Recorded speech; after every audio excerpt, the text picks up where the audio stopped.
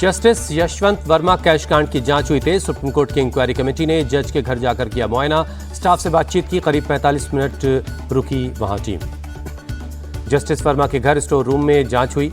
इसी store room में अधजले नोटों की बोरियां मिली। 14 मार्च को लगी आग के बाद हुआ था मामले का खुलासा। दिल्ली के पुलिस कमिश्नर और फायर डिपार्टमेंट से भी बात करेगी टीम। जस्टिस यशवंत वर्मा का बयान भी दर्ज करेगी। कैश कांड पर राज्यसभा के चेयरमैन जगदीप धनखड़ ने की सर्वदलीय बैठक। सभी दलों ने जस्टिस वर्मा के घर से कैश मिलने को बताया गंभीर। कैश कांड के मामले पर विपक्षी दलों ने दिया भरोसा। कहा, अगर सरकार इस मामले पर कोई पहल करती है तो विपक्ष पूरा सपोर्ट करेगा। संभल हिंसा के मामले में सपा सांसद जियाउर रहमान बर्क से पूछताछ होगी। बर्क ने 8 अप्रैल को जांच में शामिल होने का नोटिस रिसीव किया। एसआईटी की टीम ने दिल्ली के वेस्टर्न कोर्ट के कमरा नंबर 39 में रुके सांसद बर्क को दिया नोटिस। संभल वाले घर पर नहीं मिलने पर दिल्ली आई थी एसआईटी की टीम। नोटिस मिलने के बाद सांसद जियाउर रहमान बर्क ने दी जानकारी। कहा, मैंने नोटिस रिसीव कर लिया है और मैं एसआईटी के साथ जांच में सहयोग करूंगा। संभल में अलविदा जुमे की नमाज के लिए लाउडस्पीकर लगाने की मांग। डीएम और एसडीएम को खत लिखकर मांग की गई। संभल की रहने वाली निदा अहमद ने डीएम और एसडीएम को सौंपा पत्र। 2022 में कांग्रेस के टिकट पर विधानसभा चुनाव लड़ चुकी हैं निदा। स्टूडियो में ही हुई तोड़फोड़ पर एकनाथ शिंदे बोले, शिव सैनिकों ने जो तोड़फोड़ की वो ठीक नहीं, लेकिन कॉमेडी में एक स्तर बनाए रखना चाहिए। एकनाथ शिंदे के एक्शन पर रिएक्शन वाले बयान को शरद गुट ने बताया गलत। रोहित पवार बोले, जब सत्ता पक्ष के लोग ही कानून हाथ में लेंगे तो क्या होगा। कुणाल कामरा के माफी मांगने से इनकार पर भड़के महाराष्ट्र के गृह राज्य मंत्री। कहा, इस तरह की कॉमेडी प्रदेश में नहीं बर्दाश्त करेंगे। कुणाल कामरा के समर्थन में उतरी शिवसेना यूबीटी नेता अरविंद सावंत। उन्होंने ऐसा कुछ नहीं कहा जिससे किसी की भावनाओं को ठेस पहुंचे। कुणाल कामरा विवाद पर बोले, बीजेपी विधायक सुधीर मुनगंटीवार, कानून के हाथ लंबे होते हैं, जो गलतियां करेगा वो जेल जाएगा। बीजेपी सांसद कंगना रनौत ने कहा, कॉमेडी के नाम पर गाली देना, मजाक उड़ाना ठीक नहीं। समाज किस दिशा में जा रहा है ये सोचने की जरूरत है। संसद में आज वक्फ संशोधन बिल पर सियासत गरमाने के आसार। सरकार बिल पर सभी सांसदों को सुबह 9:30 बजे से 10 बजे तक जानकारी देगी। जेपीसी अध्यक्ष जगदम्बिका पाल ने कहा, All India Muslim Personal Law Board Waqf bill पर लोगों को गुमराह कर रहा है। सरकार अल्पसंख्यकों के लिए कानून को बेहतर बनाने की कोशिश कर रही है। राज्यसभा में डिजास्टर अमेंडमेंट बिल पर गृहमंत्री अमित शाह का जवाब। कहा, आपदा प्रबंधन केंद्र और राज्य दोनों की जिम्मेदारी, इससे निपटना हमारा फोकस। अमित शाह बोले, विरोधियों को लगता है कि सत्ता परिवर्तन होने पर वो इसे बदल देंगे, लेकिन आने वाले 20 सालों तक ऐसा होना मुश्किल है। एनडीआरएफ की ड्रेस पर उठे सवाल पर अमित शाह ने दिया जवाब। का भगवा रंग की ड्रेस लोगों को भरोसा दिलाती है कि हम सुरक्षित रहेंगे। कांग्रेस सांसद प्रियंका गांधी का केंद्र सरकार पर आरोप।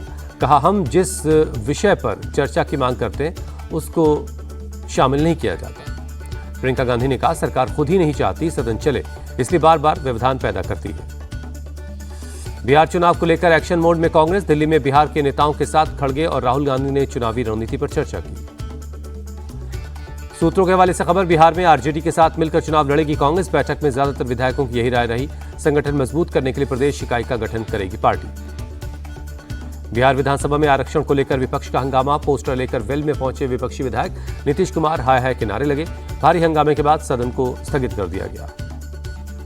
बिहार के उप मुख्यमंत्री सम्राट चौधरी का बयान। कहा, आरजेडी गुंडागर्दी करके सरकार बदलना चाहती है, लेकिन ये होगा नहीं। जनसुराज के चीफ प्रशांत किशोर के सीएम पर हमले जारी। कहा, अगर नीतीश कुमार स्वस्थ हैं तो मेडिकल बुलेटिन जारी क्यों नहीं करती सरकार। प्रशांत किशोर ने श्रीकृष्ण सिंह को भारत रत्न देने की मांग की। कहा, बाबू की के जमाने में बिहार की जो स्थिति थी उसे वापस लाने की करेंगे कोशिश। ओडिशा विधानसभा से कांग्रेस के 12 विधायक 7 दिनों के लिए सस्पेंड। स्पीकर ने अनुशासनहीनता के आरोप में कार्रवाई की। ओडिशा विधानसभा के वेल में निलंबित 12 विधायकों ने डाला डेरा। रात भर विधानसभा में सोते हुए नजर आए। ओडिशा कांग्रेस प्रभारी अजय कुमार लल्लू ने विधायकों के निलंबन को बताया लोकतांत्रिक। कहा, हम चुप नहीं बैठेंगे, 27 मार्च को विधानसभा का घेराव करेंगे। दिल्ली में मीट की दुकानों पर शुरू हुआ विवाद। पटपड़गंज के बीजेपी विधायक रविंद्र नेगी ने नवरात्रि के मौके पर मंदिरों के आसपास मीट को दुकानों को बंद करने की मांग की। रविंद्र नेगी ने कहा, नवरात्रि में हिंदू व्रत रखते हैं और मंदिर जाते हैं। रास्ते में मीट की दुकानें दिखने से उनकी आस्था पर ठेस पहुंच सकती है। रविंद्र नेगी की मांग पर मुस्लिम समुदाय ने जताई नाराजगी। कहा, दुकानें बंद करने में दिक्कत नहीं है, सरकार करे दुकानदारों को नुकसान की भरपाई। आम आदमी पार्टी के विधायक जुबैर अहमद ने कहा, नवरात्रि के मौके पर सिर्फ मीट की ही नहीं बल्कि शराब की दुकानें भी बंद होनी चाहिए। बीजेपी सांसद योगेंद्र चंदौलिया ने रविंद्र नेगी की मांग का समर्थन किया। कहा मीठी ईद में सवैयां बनती हैं तो मुसलमान भाई ईद में सवैयां बनाएं और सबको खिलाएं। ईद पर देश भर में बीजेपी चलाएगी सौगाते मोदी अभियान, 32 लाख गरीब मुसलमानों को बांटेगी किट। बीजेपी के सौगाते मोदी अभियान पर अखिलेश यादव का तंज, कहा बीजेपी ऐसी पार्टी है जो एक एक वोट के लिए कुछ भी कर सकती है। सौगाते मोदी अभियान की केंद्रीय मंत्री जीतन राम मांझी ने तारीफ की, कहा पीएम मोदी भारत के सभी लोगों के हित में काम करते हैं। आदित्य ठाकरे का सौगाते मोदी स्कीम पर बयान, कहा हम करें तो गलत, आप करें तो सही, यही बीजेपी की नीति है। आदित्य ठाकरे का बीजेपी पर निशाना, कहा बीजेपी का हिंदुत्व चुनावी है, ये कोई दूसरा करे तो बीजेपी वाले हमलावर होते। ईद पर गरीब मुसलमानों के लिए पीएम मोदी की चुनावी सौगाते मोदी का तोहफा। हज कमेटी के अध्यक्ष कौसर जहां ने पीएम की पहल की तारीफ की।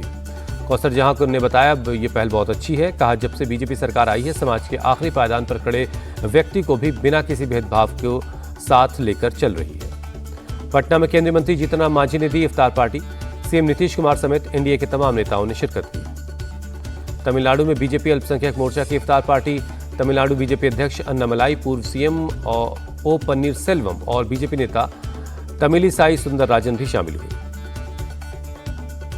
तमिलनाडु बीजेपी अध्यक्ष अन्नामलाई का एनडीए को लेकर बयान, का बीजेपी लगातार मजबूत हो रही है, जो भी नेता एनडीए में शामिल होना चाहता है उसका स्वागत है।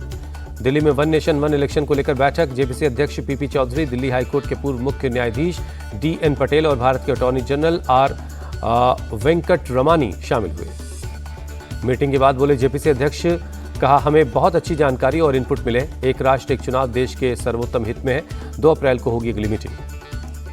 वन नेशन वन इलेक्शन की मीटिंग पर बोले बीजेपी सांसद मरथरी महताब, कहा आज की बैठक लाभदायक रही और बैठक में कई मुद्दों पर बातचीत हुई। तेलंगाना के चीफ इलेक्शन ऑफिसर की राजनीतिक दलों के प्रतिनिधियों के साथ मीटिंग हुई, वोटर लिस्ट में सुधार को लेकर बातचीत हुई। दिल्ली में गृहमंत्री अमित शाह से मिले तमिलनाडु के पूर्व सीएम पलानीस्वामी, गृहमंत्री ने किया स्वागत। सड़क हादसे में घायल एक्टर सोनू सूद की पत्नी सोनाली और साली सुनीता की हालत स्थिर है, नागपुर में अस्पताल में चल रहा इलाज। नागपुर में वर्धा रोड के फ्लाईओवर पर सोनाली सूद की कार की एक ट्रक से टक्कर हो गई, सोमवार की रात हुआ यह हादसा।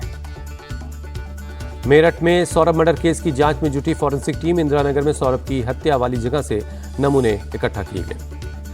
फॉरेंसिक टीम ने जिस बाथरूम में सौरभ के बॉडी पार्ट्स काटे गए थे वहां से भी सैंपल लिए, कुछ सूटकेस और सबूत लेकर गई है फॉरेंसिक टीम।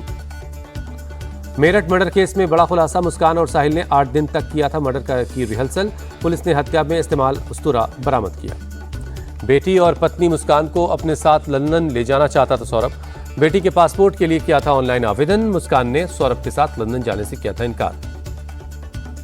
पुलिस पूछताछ में मुस्कान का कबूलनामा, हत्या के बाद सौरभ के पैसों से ही शिमला घूमने गए थे साहिल और मुस्कान, हर चीज के लिए सौरभ की यूपीआई से ही पेमेंट किया। यूपी के संभल में बीजेपी नेता गुलफाम सिंह यादव मर्डर केस में पुलिस की कार्रवाई, 6 आरोपियों को गिरफ्तार किया गया। हैदराबाद में वकील मर्डर के मामले में पुलिस को मिली बड़ी कामयाबी, पुलिस ने आरोपी को गिरफ्तार किया। बिहार के राजधानी पटना में छात्र संघ चुनाव को लेकर झड़प, पटना यूनिवर्सिटी में 2 गुटों में हुई फायरिंग, मौके पर पहुंची पुलिस मामले की जांच कर रही है। बिहार के औरंगाबाद में पुलिस ने 8 नक्सलियों को गिरफ्तार किया, नक्सलियों के पास से भारी मात्रा में हथियार और गोला बारूद बरामद हुआ। दिल्ली पुलिस ने फ्रॉड गैंग का भंडाफोड़ किया, सोशल मीडिया इस्तेमाल करने वालों को बनाते थे अपना शिकार, पुलिस ने गैंग के 2 लोगों को गिरफ्तार किया है। जम्मू कश्मीर के कठुआ में पुलिस और सुरक्षा बलों का सर्च ऑपरेशन, आतंकी को ट्रैक करने के लिए ड्रोन का भी इस्तेमाल किया जा रहा है। जम्मू कश्मीर डीजीपी नलिन प्रभात स्पॉट पर पहुंचे, सर्च ऑपरेशन की जानकारी ली।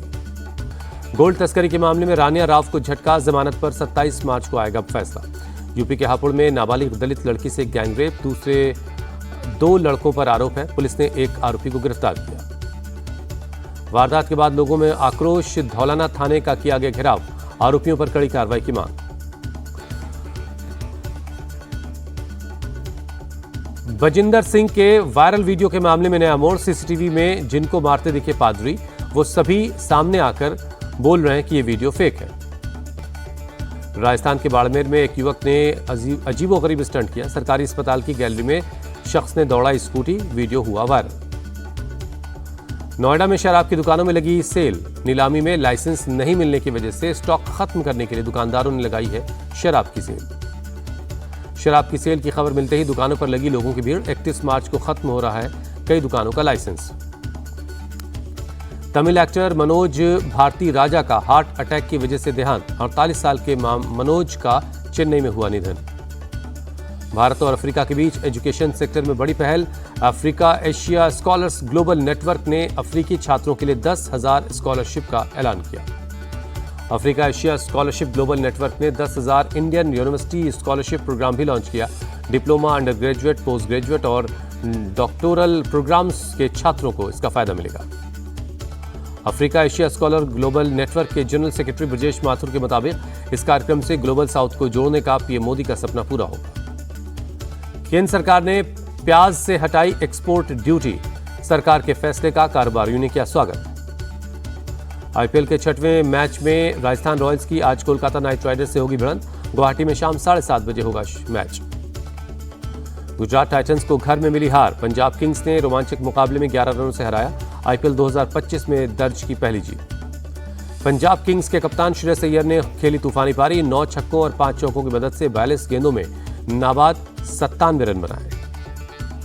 पंजाब किंग्स के खिलाफ हार के बाद फूटा गुजरात के कप्तान शुभमन गिल का गुस्सा। गेंदबाजों को ठहराया हार का जिम्मेदार।